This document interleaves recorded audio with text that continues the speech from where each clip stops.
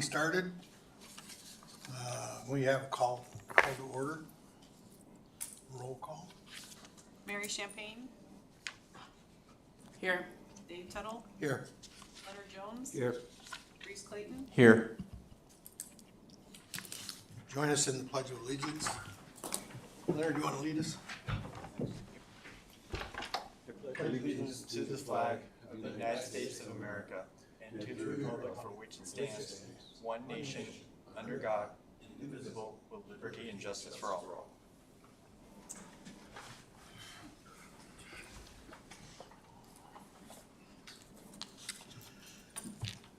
We got minutes from May 8th to be brought in for approval. I'd like to make a motion to approve the minutes from the May 8th, 2024 meeting. I'll second that. All those, any discussion? All those in favor? Aye. Aye. Okay. Mr. Scott? Sorry, making an attempt to getting organized. Is this a staff report? Is that what it? Yeah, so far, It's the unless you change it. Scott Bell, Recreational Services Director. Staff report. Kind of recapping, going back in time a little bit since we didn't have a July meeting. First item was a report on cleanup days. So cleanup days, the community collected 10,760 pounds of trash, which is pretty amazing. Logistical parts, the weather was pretty windy and cold on the Friday, Saturday, which is the days that we had the dumpsters going.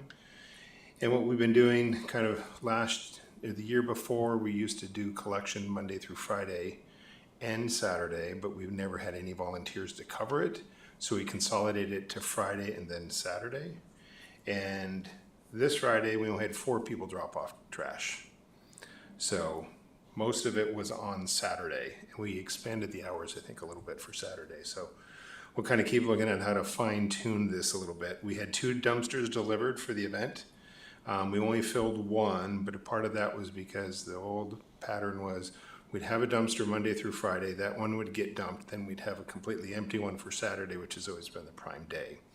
So we'll kind of still just look at this as maybe it is a Saturday drop-off kind of concept.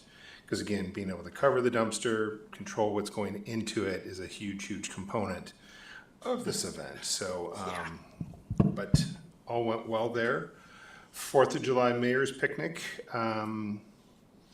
It just keeps kind of growing and growing in a great way. We had 2,900 meals served, thanks to Sunrise Rotary. They did all the cooking and the food service for us. The event went great, and we will work on, our only little hiccup was a little bit of the hot dog eating contest. So we're going to make some adjustments. We're going to try to create some passive events that don't take away from either the food or the music.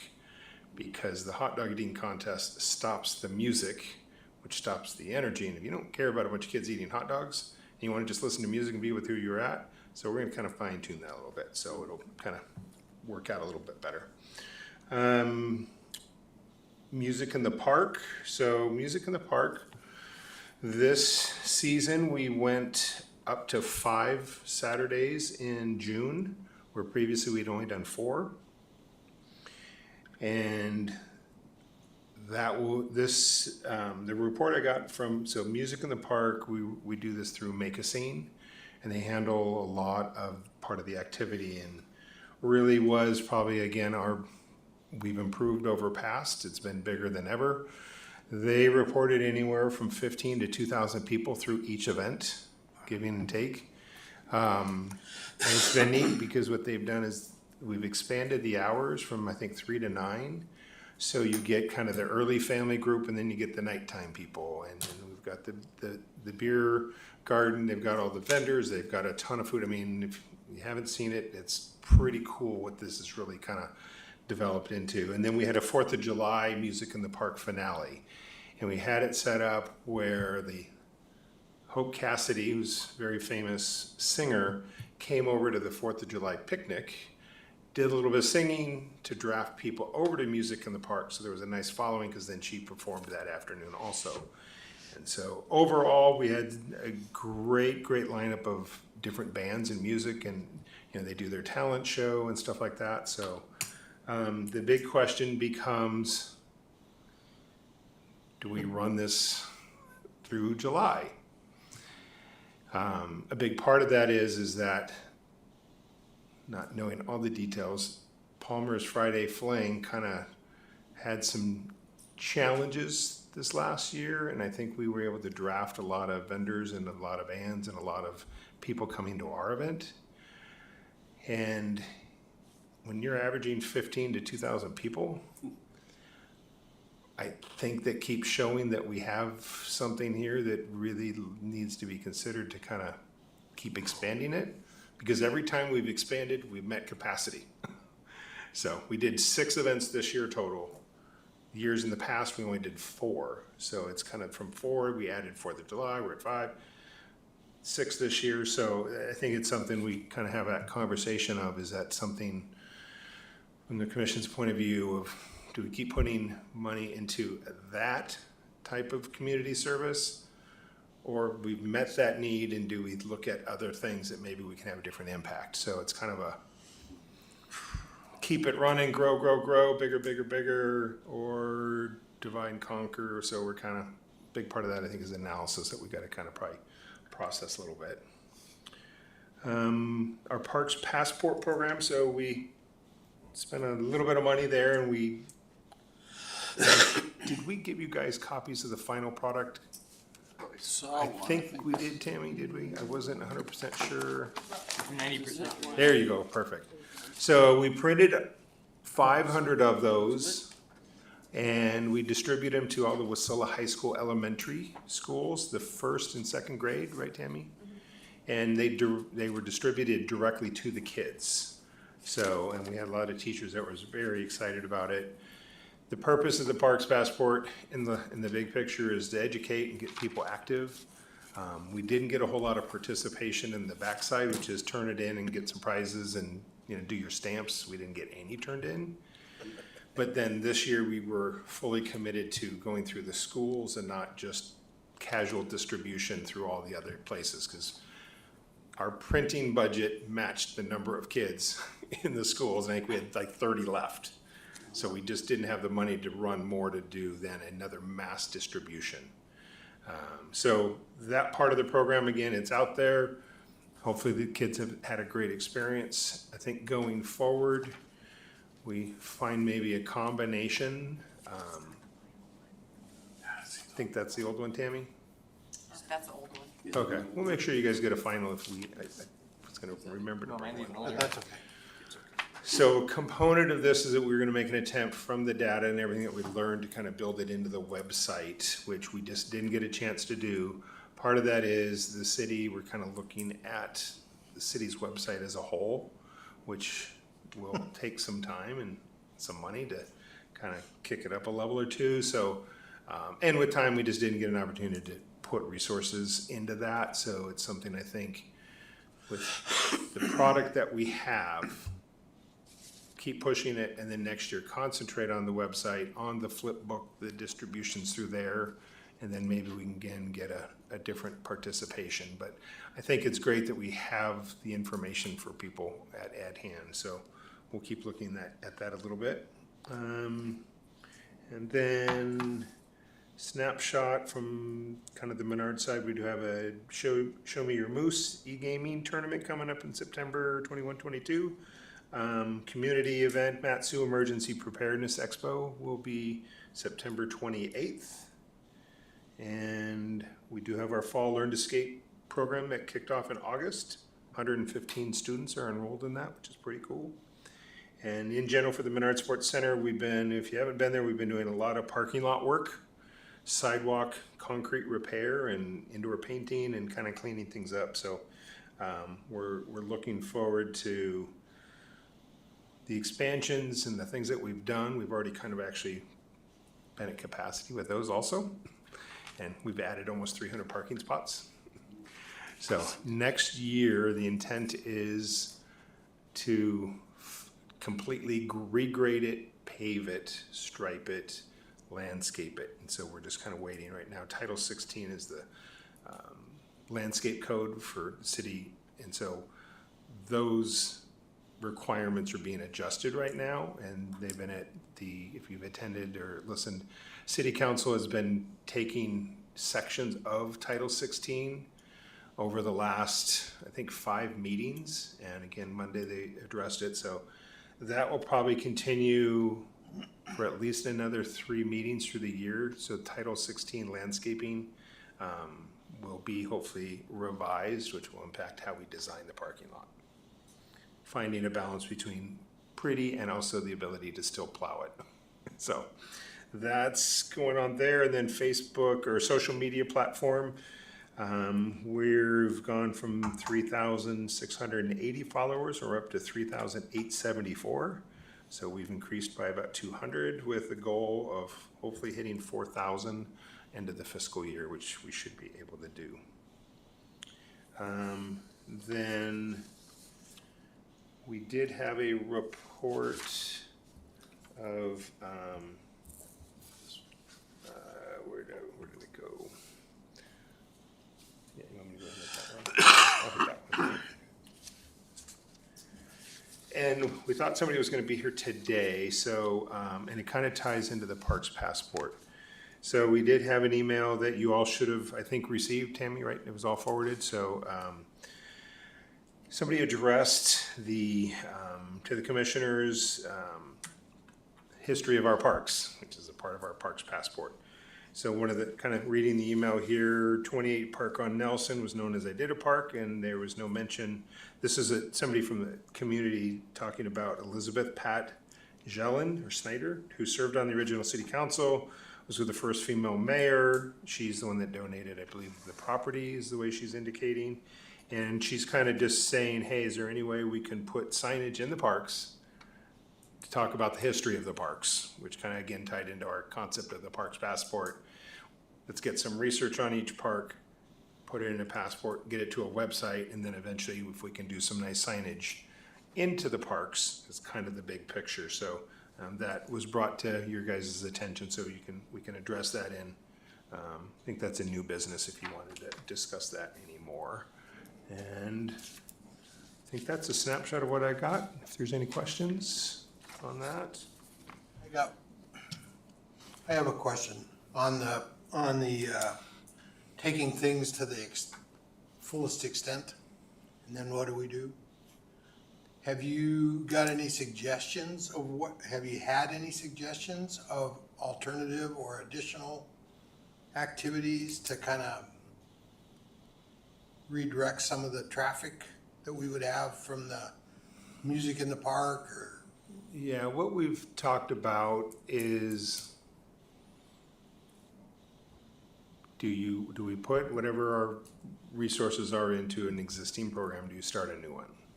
So one of the things that Jess's department has done in discussion with the mayor is in December, creating a December Winter Fest type event. He's been doing at the corner, or what's the street? Nelson and Lucille. Nelson and Lucille, you've seen at Christmas time, all the decorations that are all lit up. So that's kind of the first phase of it. The next idea is, and it will probably happen next year, is to turn it into a Christmas tree lighting. Those lightings, get some carolers, possibly again food trucks and things like that, and kind of elevate and spin off and create a new event. We have some budget for it, but I think it's a balance of resources. Jesse's got to do some things to the park by getting power to it, and that's just going to take till next summer to do. So that's right now where our ideas lie. Plus, what I'm looking to do is we're looking at using a new vendor for our New Year's Eve fireworks show to kind of step it up a bit. Had some challenges last year that I was less than excited about. But what we're looking to do is partner with a radio station that will do kind of a sort of a live broadcast and have not everyone sitting in their car to watch a show, but because we have all the kids running around, all the activity kind of, but there's no energy. So we're looking at kind of a radio station broadcast, have them kind of play music to the fireworks, and then have kind of a pre-fireworks event and a post. And then again, food trucks and coffees and hot chocolates and that kind of stuff. So those are how we're trying to expand what we have to next level. And that's where we're probably at right now. So haven't had any other ideas come to our way. So, it's a great, I think as a commission, if you guys want to kind of brainstorm and kind of come up with some thoughts, love to hear from the community commissions of how we can keep serving. So Couldn't we use our Facebook to ask for suggestions? yeah, absolutely.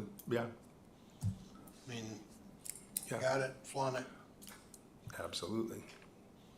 So, and it Yep. doesn't cost us anything. nope, not at all.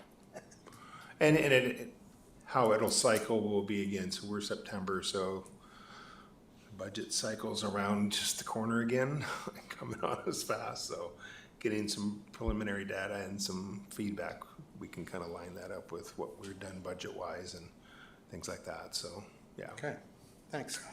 Yes. I just wanted to mention about the music in the park. First off, incredible, the music that we get over there and the amount of people you see, it's really phenomenal. I mean, it really brings life to that park.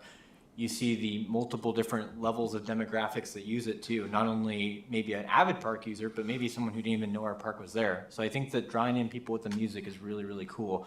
It also fixes our second issue of when we have a lot of people that idle in the park and maybe cause issues. By having those events, we really clean up the park a lot. So definitely, like you guys were saying, maybe having some of them in the winter would be really beneficial because, as you know, Alaskans, we shut down a lot. If we have something that maybe draws them out every Saturday or every Sunday or something of that nature, I could see that being very awesome.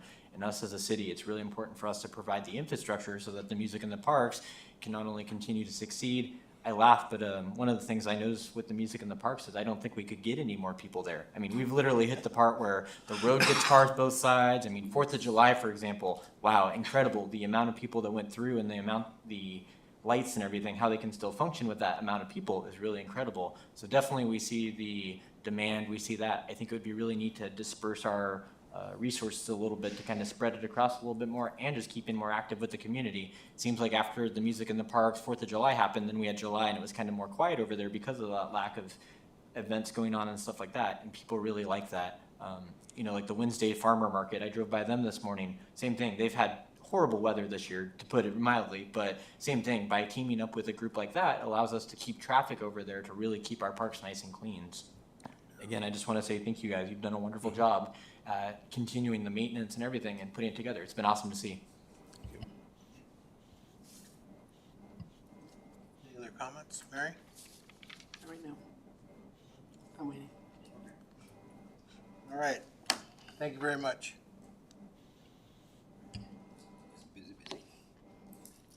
Okay, I don't see any unfinished business. I think Jesse may have some to report. I don't think he made it officially on the staff report, so Okay, introduce yourself and say yo. Hi, this is Jesse Griffiths. I'm the Parks and Property Supervisor here for the city of Wasilla. Just kind of update you on some of the things that kind of went on throughout the summer that maybe not everybody knows. We put a lot of work in out at Lake Lucille, really upgrading some things that have been in dire need of being upgraded. Out at Pavilion C, we've installed a new parking lot out there. There will be an ability hopefully to get motorhomes and different things like that through some of the different events that happen in that area that's kind of starting to take off. And having that bigger area and actually being able to service people will be amazing. Over Pavilion B, we've kind of had the concrete and the slabs starting to break up and come apart. We got plans for that coming up going into next summer to get a concrete outfit in there. We'll remove all the materials and get that updated because it needs it. And then we also have between Pavilion A and B, where the bathroom is just above the dog park there. We removed all the trees out of there. If you get back in there, it's now a big open parking lot, which is amazing. And if we have overflow kind of from some of the events they have out at the Menard where they need more places for people with motorhomes to park and be close to things still, it'll open up doorways for them as well. And then, so let's see here. The upper campground where it used to be kind of like known as the tent area, you know, where people came in with tents and stuff. It's kind of lingered and nothing's really been done with that since I've been around here. So we also went through there. We took out all the trees that were in that area right across from the camp host. We've brought a bunch of dirt in and started leveling it. We have a lot more to go, but it's going to take us into next year with the way the weather kind of hit us at the end here with all the rain and just inability to work in there without just tearing everything up. It just isn't beneficial, but we'll return to that. And we have some dirt and stuff in different areas that we have to bring in there to start doing that. And then we'll build a new road and do a new layout to see if we can get more people in there. Also on Lake Lucille, we install all the buoys. Most people probably don't know that. We run the weed harvester in there through the summer. We had kind of a late start just trying to get somebody to actually take that job. It was kind of unfortunate, but it got done. And so through that, we're just gonna keep cleaning that lake so that the boats and stuff like that there have the ability to use that without getting stuff in their motors and things of that nature, because that's what happens if they don't. It gives you room to swim where you're not wrapped up in a bunch of seaweed and all that stuff. So hopefully that helps keep getting that better use out of that area. I'll jump over to Idita Park.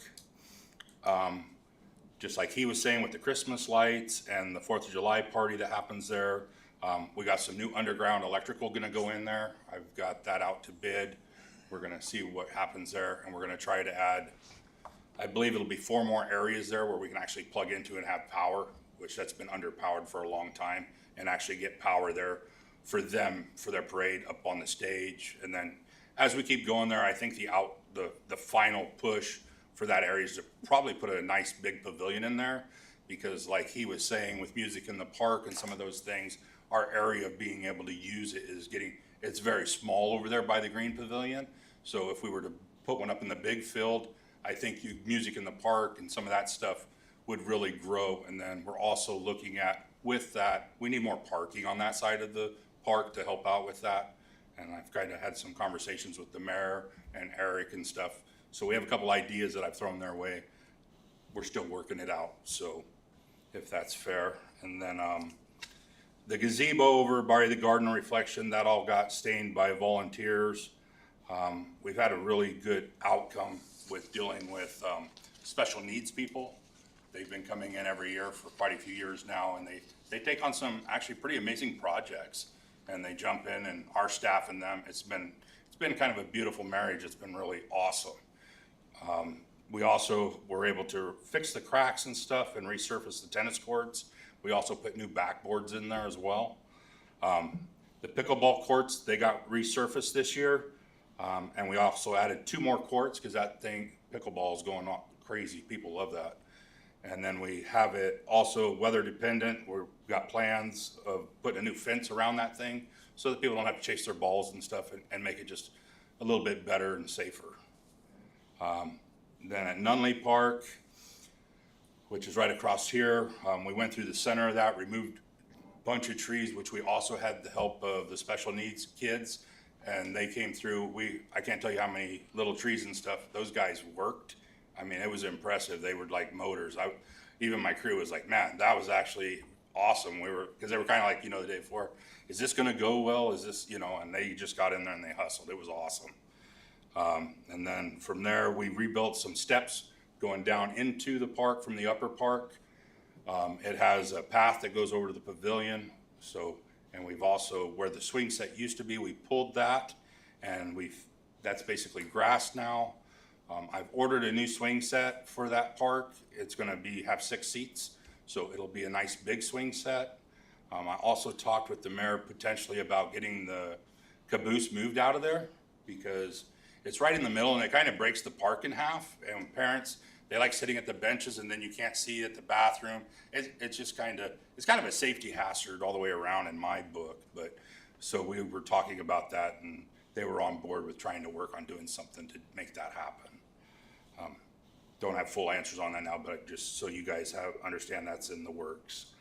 At Newcomb, they have plans for a new restroom. It was supposed to happen towards the end of this year. It looks like it's going to be pushed out to 2025. Hopefully that's really gonna upgrade, and then we also with that started talking, it'd be nice to have like some outside showers that we could put on timers and stuff, so that as people come out of the lake, they can rinse off before they go home. You know, kind of make it a little more modern and make it a lot better place for people to go visit, because that place has a ton of people. If the sun comes out, you can't hardly see any grass there, which is pretty awesome. But do some more stuff to better that. And then the wood fence, that was also done by the special needs crew. They went through and restained all that for us this year.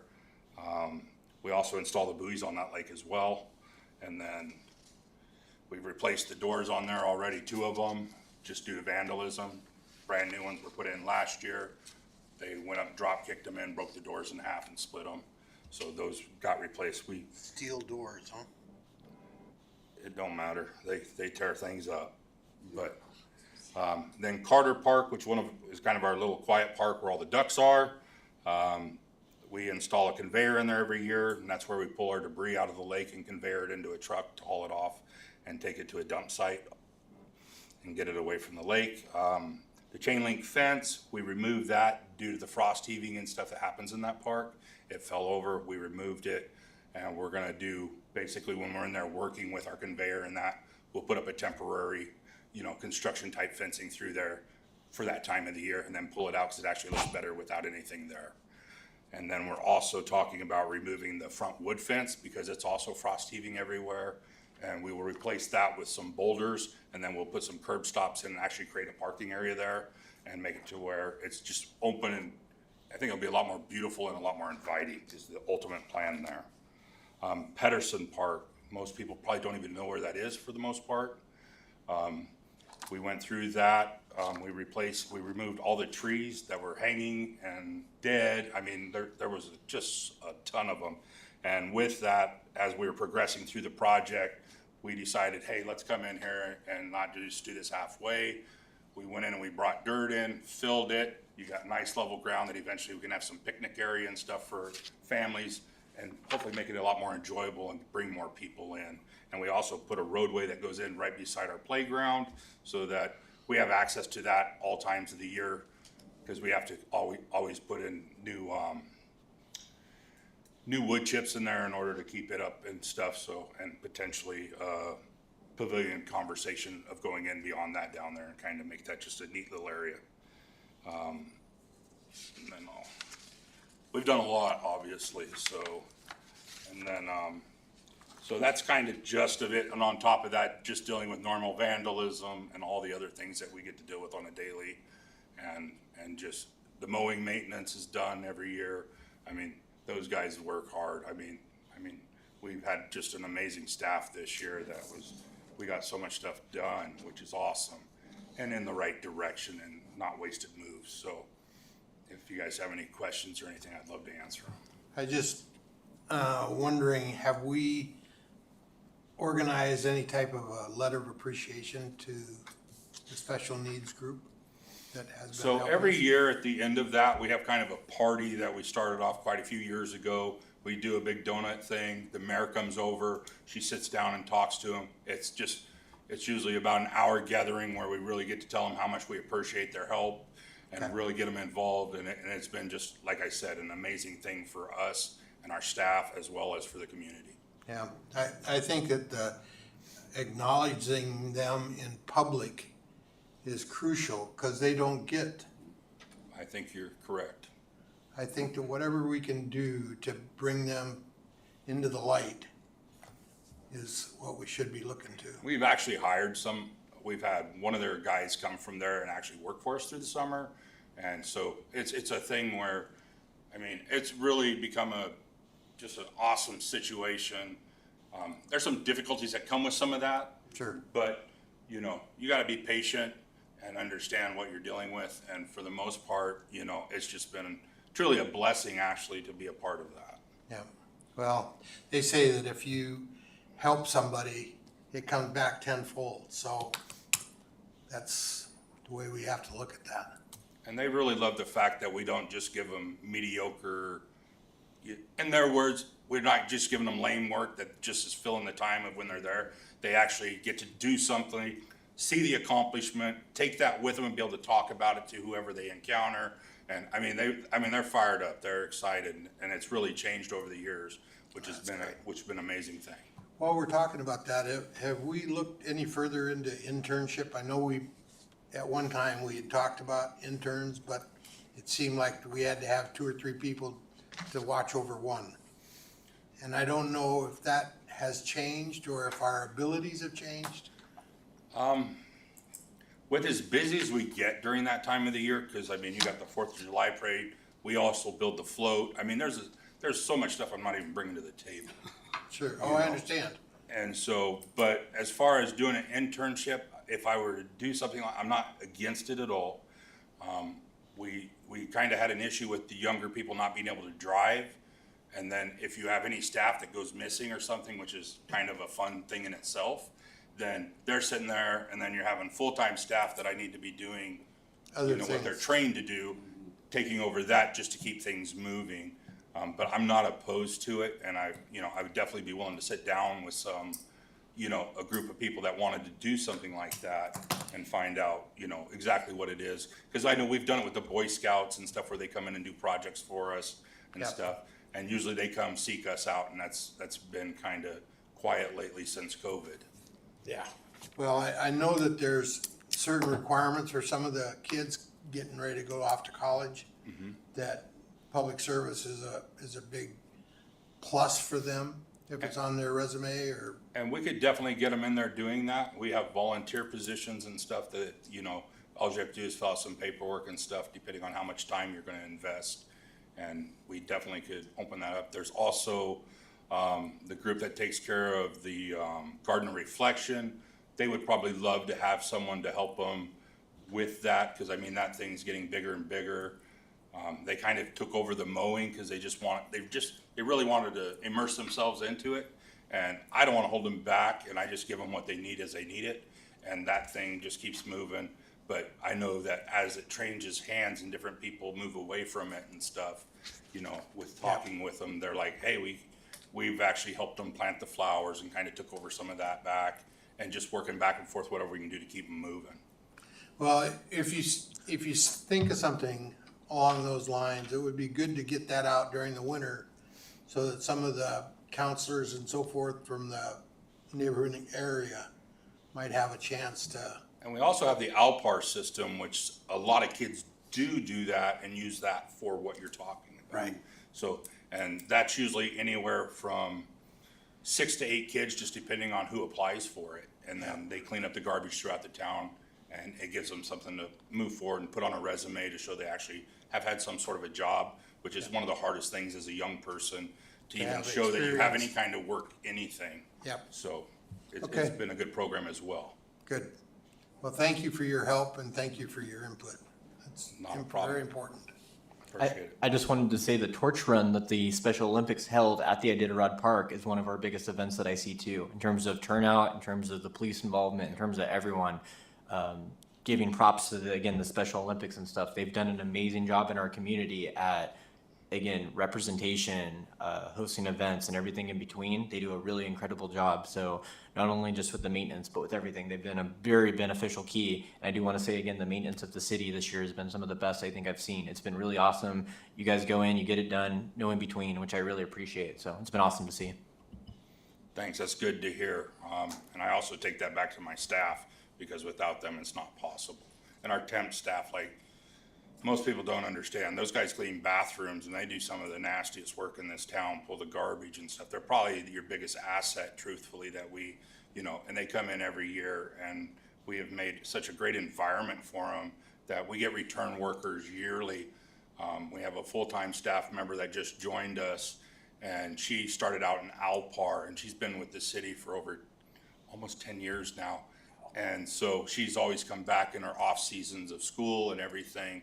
And it's really cool to see someone progress from where they just started out as a simple Alpar, didn't know nothing about anything. And now they're starting to run loaders and different things and really become an amazing asset for us. That's great. Excuse me, how do you advertise for these kind of positions? Are they on the website? You can go on the website for the city. Yep. I've been asking that we maybe reach out in different arenas. I've heard some talk about maybe Facebook or something, because the pool of applicants, I think of any of us in the city have really, since COVID, been really, very small in all honesty, the turnout. Because like for me, on average, I would like to be running probably about 14 or so temps through the very beginning of the summer when it's hot and heavy. And I've never been able to fill that gap. There's never been enough bodies, because what happens is you get to the point where you're almost like within 3 and you're like, all right, we're going to get there. And all of a sudden this one drops off, that one drops off. And, so we usually average probably about, realistically, probably 10. Yeah. And pretty much 3 of those are part of our mow crew. 3 of those are part of our flower crew. There's not a lot left over at the end of the day. Well, I just also want to commend both you gentlemen for what you do. Okay, I mean, I've been here since '84, but I've never been involved in what's going on in the city and watching what you guys are both doing. Fantastic. And they made a good choice. Thank you, Okay. sir. And I'd like to also, before I be done, Mr. Bell, this is for the city of Wasilla. It's a 6x10 flag. It's a big one. It's a big one. I'm a vet and I got flags flying everywhere.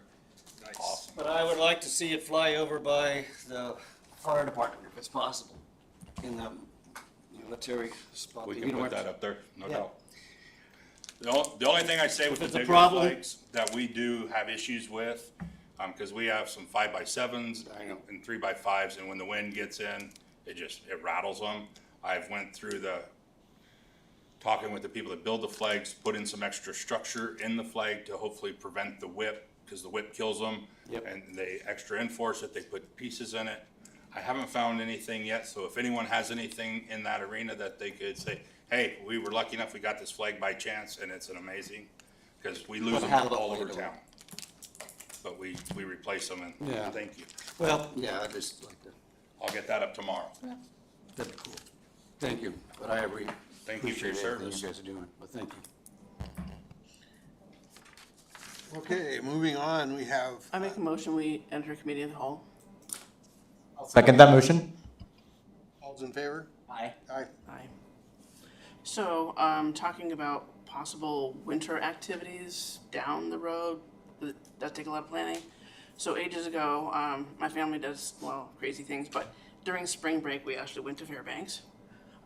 One, to go to the Ice Palace, so that's kind of cool, and the hot springs, and I don't remember what group it was or the name of the park, but there they have a winter festival, so they have a whole area set up for kids, and similar to a Passport, but on a very minor level.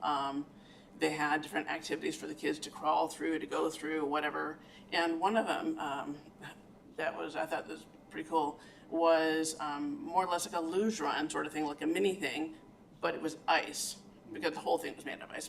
But anyways, on a simpler note, to do something like that, but maybe have bales of hay between the sides, because the sleds literally just fit right in that groove, and the kids would just go zinging. I mean, it was just a lot of fun. And they also had just different, I don't know if they colored the ice or just had colored lights underneath it, just to, emphasize all of that. But it was just different activities. I mean, whether they're just crawling through tunnels or doing whatever, it was just, just different things. And it was just lit really well and now of course it'd be cheaper with the LED lights, but anyways, it was just something that definitely made an impression. Yeah, that's pretty cool up there. And also, thank you for all of the work that's been going on. I think staffing everywhere you go is short. I mean, went from restaurants to stores to wherever you go, it's just been short on staff. But everything in the city's been done, even though, I mean, out. in a perfect world, you'd get X amount of people, but for the ones you have, they're doing well.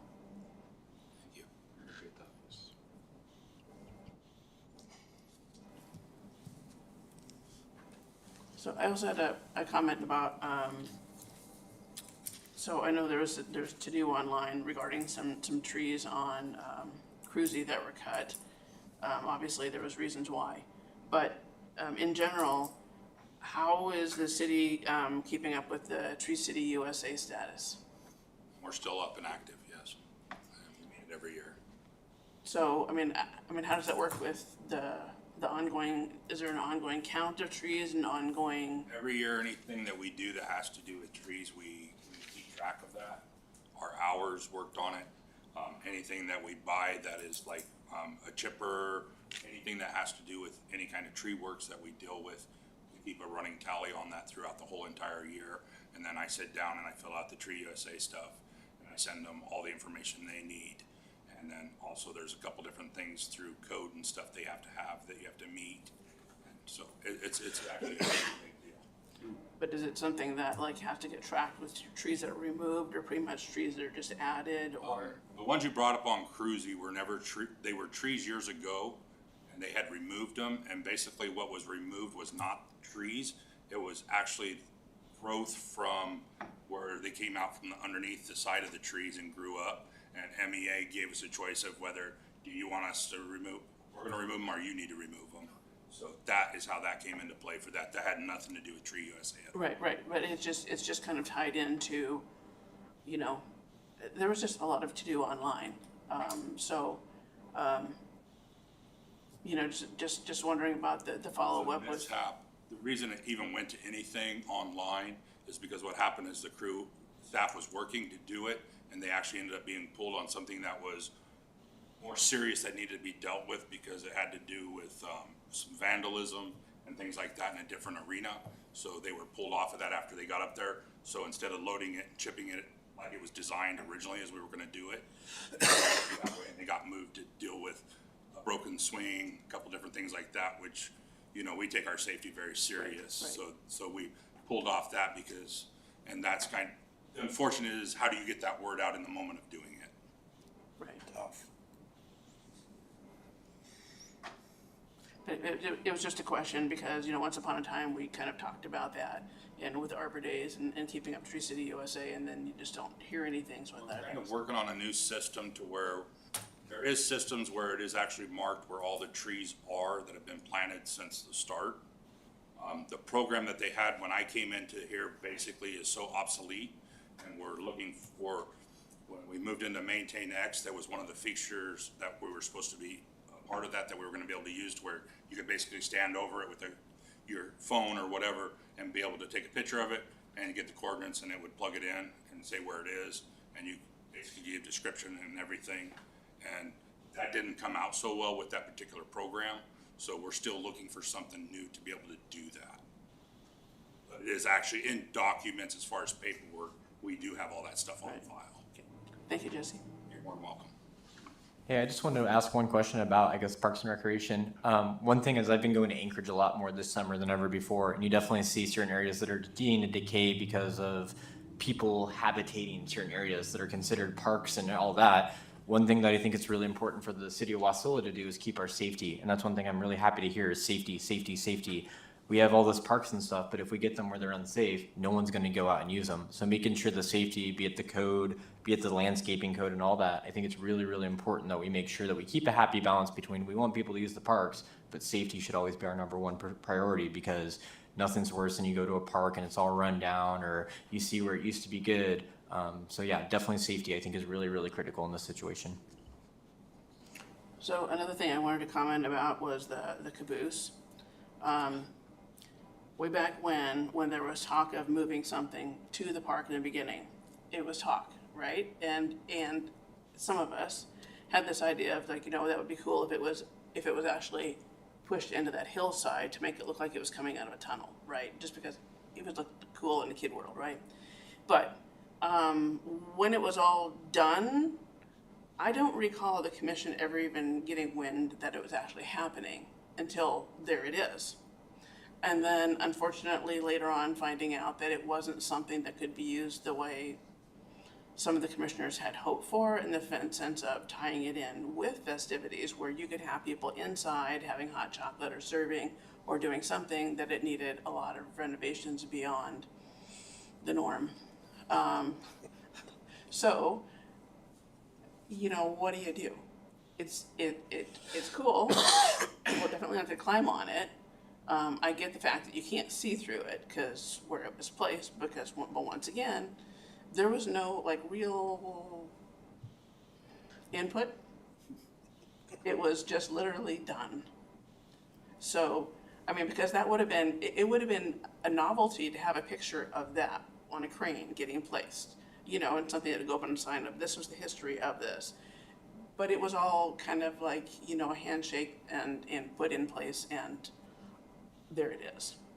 For my time, But still to this day don't understand why it's the way it is.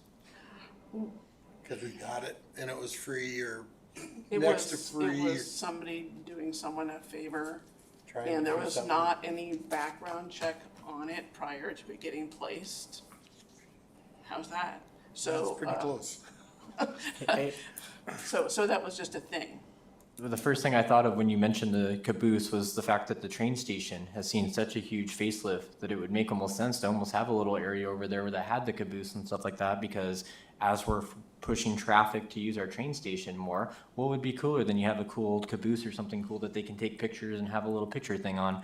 As the city's developed, especially the train station over the last year or two, I could really see it being a tool possibly for that train station to have kind of some more life and bring people in. So yeah, hopefully we can find a good home for it, because where it's at now is definitely a very challenging thing at times. But with that being said, the train and all that, it's kind of a cool history item here. So hopefully we can still get some good usage out of it. I guess one of the things that we were thinking back when they were talking about putting it in was for the ability of the kids to play on it. I mean, I remember being in Anchorage, climbing all over that big engine that was down on the park strip. It's still there. But now you can't do that because of safety reasons. And I understand, you know, the more people you get, the more things happen, and you have to bend to that. Another big battle with that one just is dealing with the homeless trying to break into it and make a home out of it everywhere. I mean, we spend hours and hours. If you go over there, there's probably 5 or 6 different heads of screws just to try to prevent people from getting into the thing. You know, it's a nightmare. And then they're up on the very top of it, which, you know, for fall protection and stuff like that, you know, you shouldn't be up there. And it's icy, and Elevated there's a view. lot of downside to that, you know, potential safety hazards that could come, unfortunately. Yep.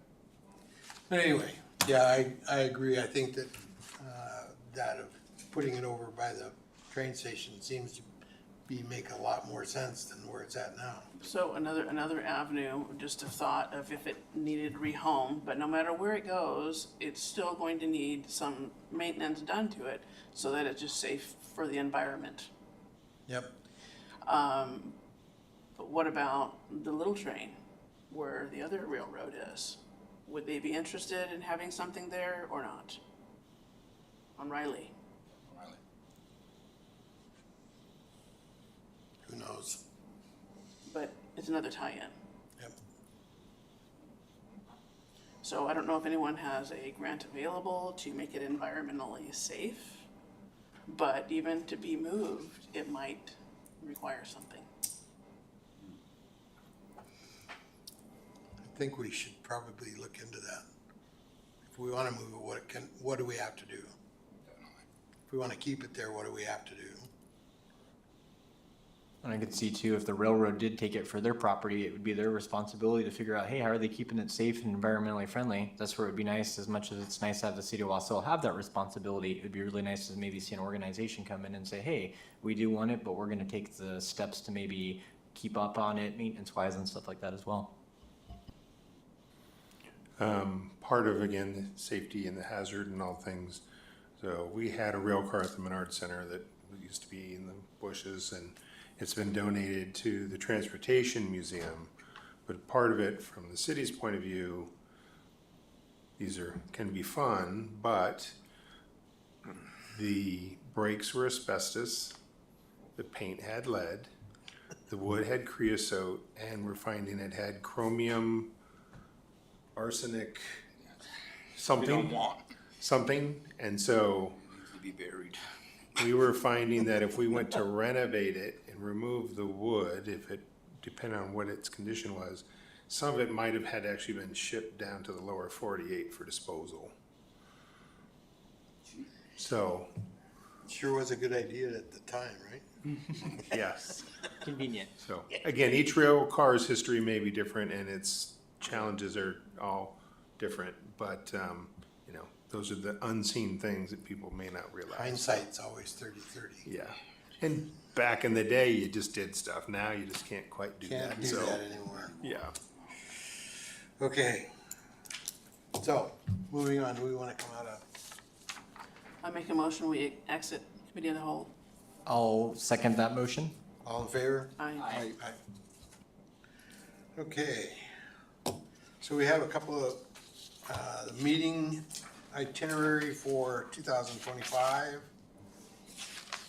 I'd like to approve these meeting dates for the 2025 Parks and Recreation. I second. All those in favor? Aye. Okay. Now, Iditarod signage. Didn't, So, if I may, I was there when the plaque was,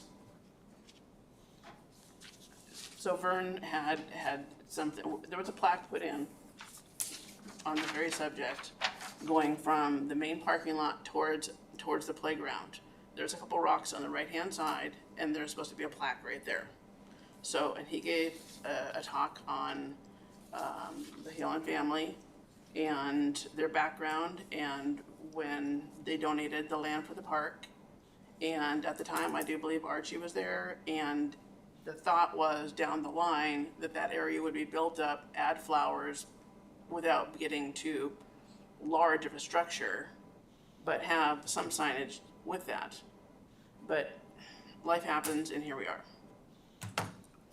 But anyways, Vern had quite a history of the family and their backgrounds and how they wanted to be involved and how they wanted to give back, which is why they gave the land for a park. didn't we have a big, I mean, we had a sign that was done? It was for- supposed to be done. Oh, I saw pictures of it. So another once upon a time is that there was supposed to be large signs similar to the one at Carter Park, similar to that was supposed to go in each park to give a background of why the park is there, why the name, why.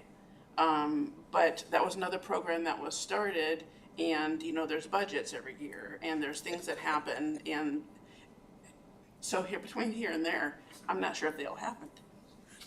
How's that, Dave? That's perfect. Yeah, so anyway, it seems we have come full circle on some of these projects that we've asked for years, and by the time we get close to it, the budget changes course. And it puts it off another year. So by the time we get back to it, it's been 10 years or more. I mean, I've sat on this since 2000, so 24 years.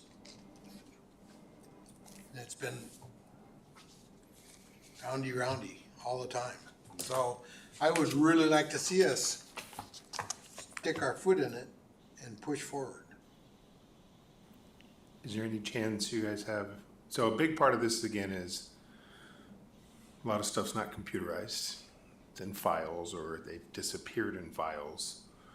So depending on how much we may or may not have, but if anything that you guys recollect that you have on history and info, again, kind of the idea of how can we collect this stuff from history?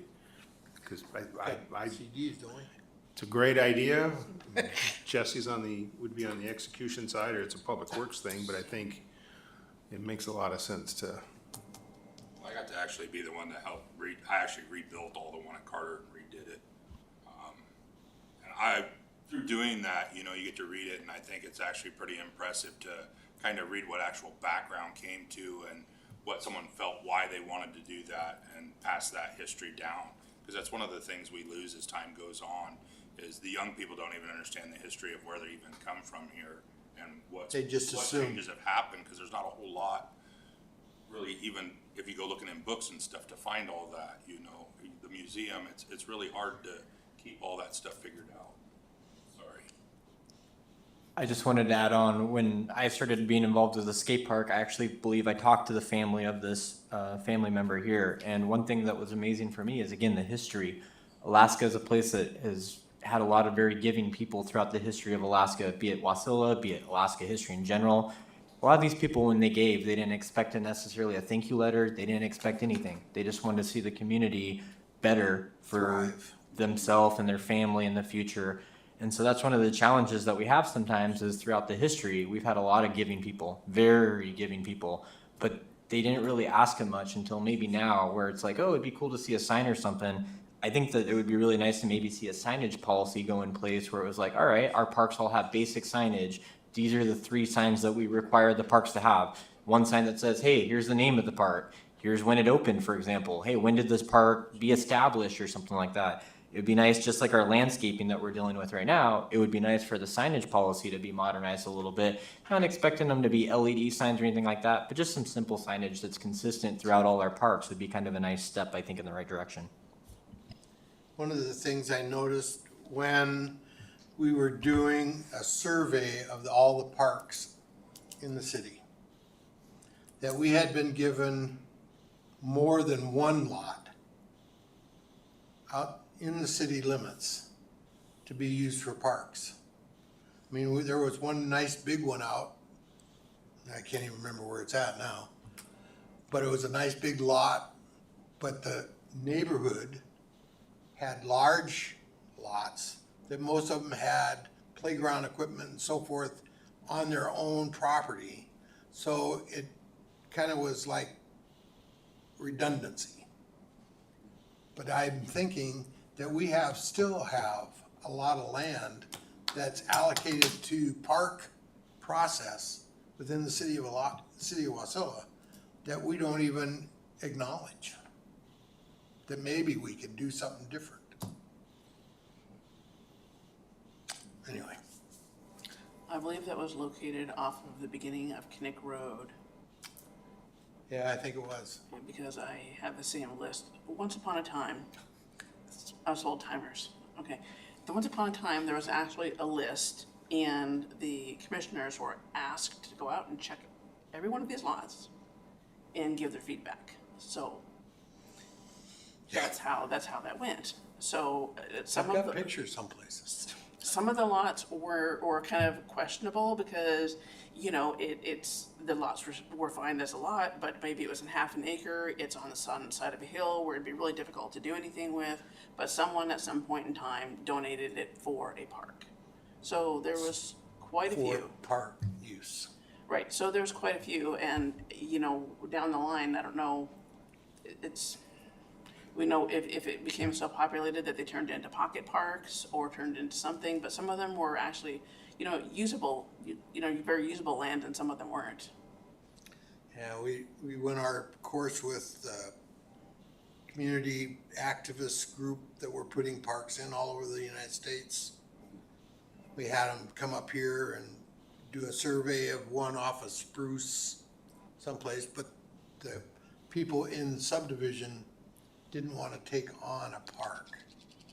So I know it's a slow wheel on that one, but whatever we can do, the idea is that as we go forward, we're supposed to be using the entrusted process of the city to better the environment and the livelihood of the city's residents.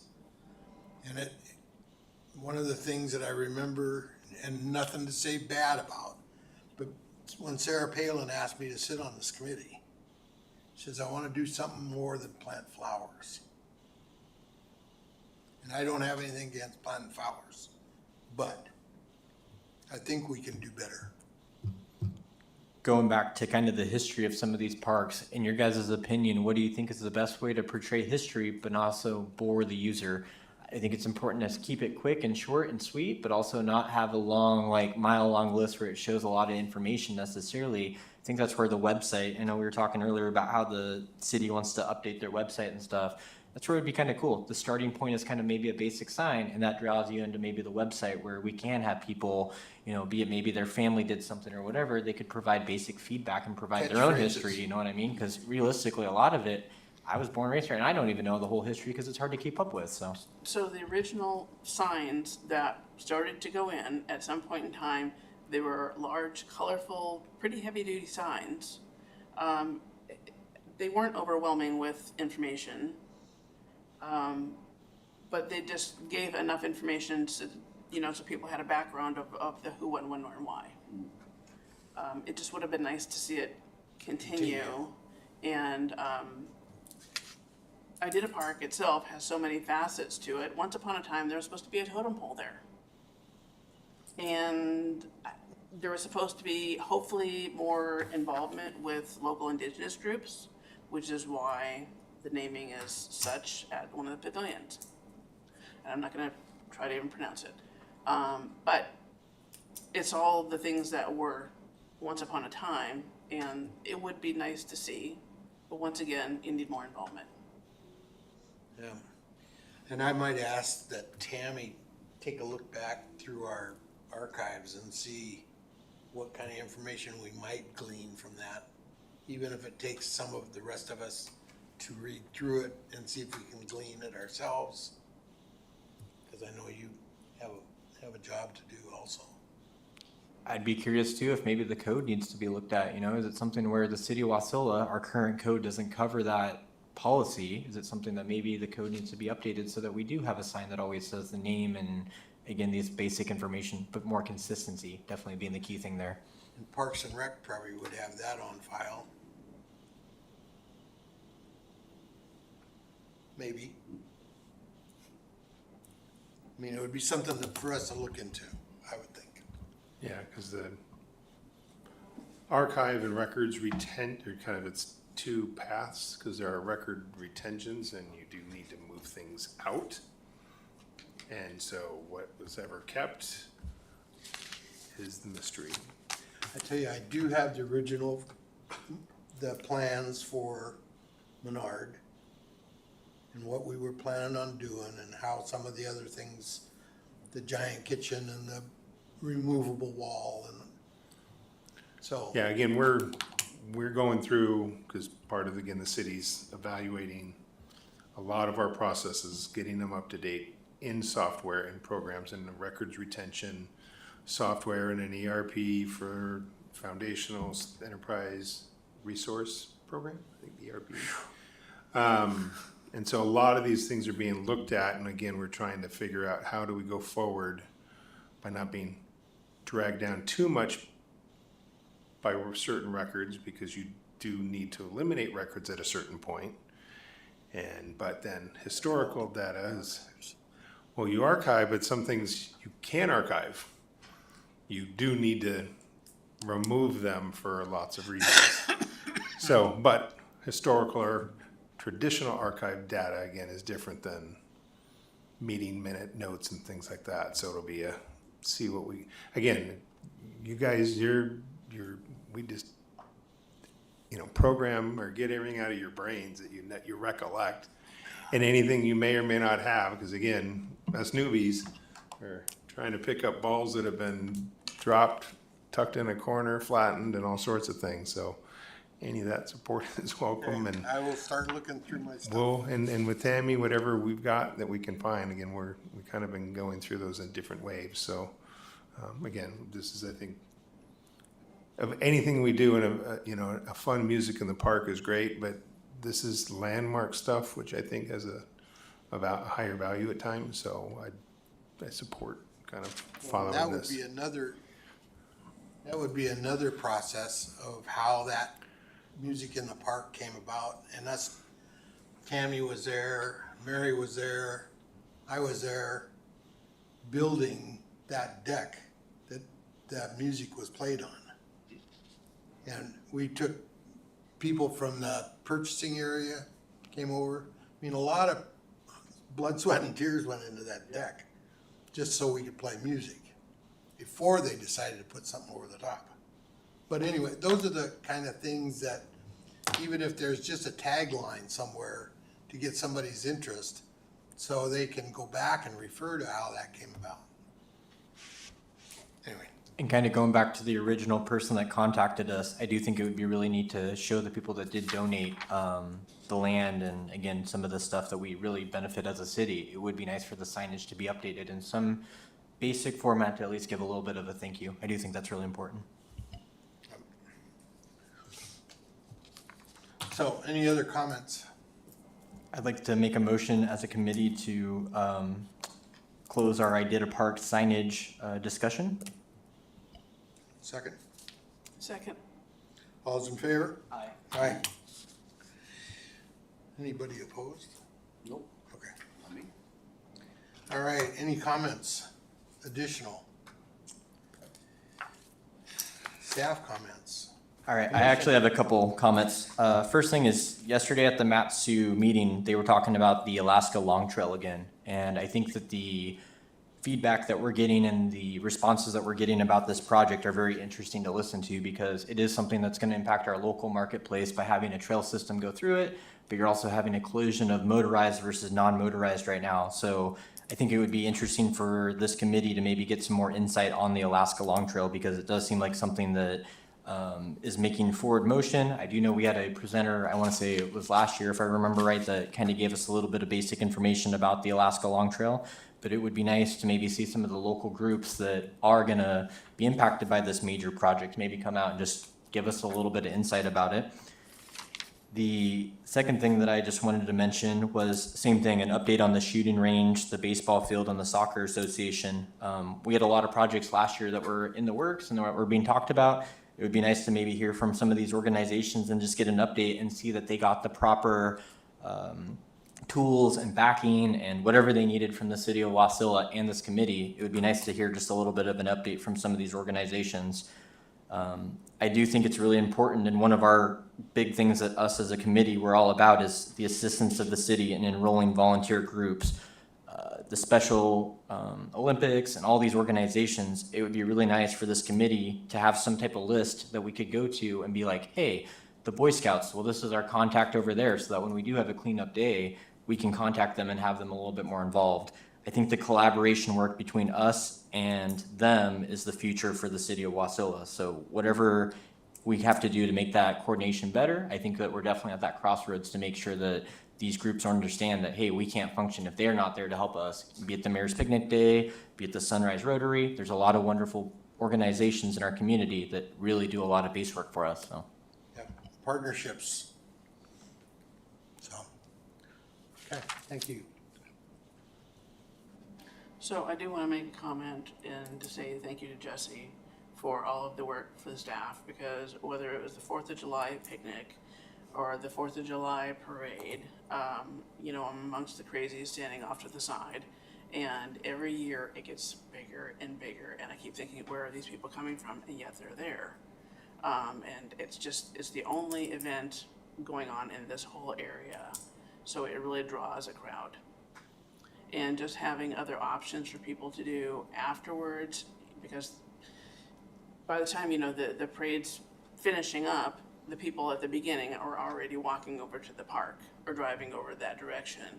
But just having other options of things for people to do when they're there, you know, because the picnic itself isn't usually ready to start because the parade's not even completely finished. So, you know, it's just this little fill-in thing. But there's a lot of group that sponsor free booths of different snacks along the way. So, I mean, it's all very appreciated. Because if you go, you know, looking around, whether you're in Anchorage or you're elsewhere, you don't really always see that much community support. But it takes a lot to put it all together. So, thank you. Takes a village. You bet. dedication. Thank you both. Yes. Any other comments? I think we'll adjourn. 7:09. Next meeting is, what do we got? 11?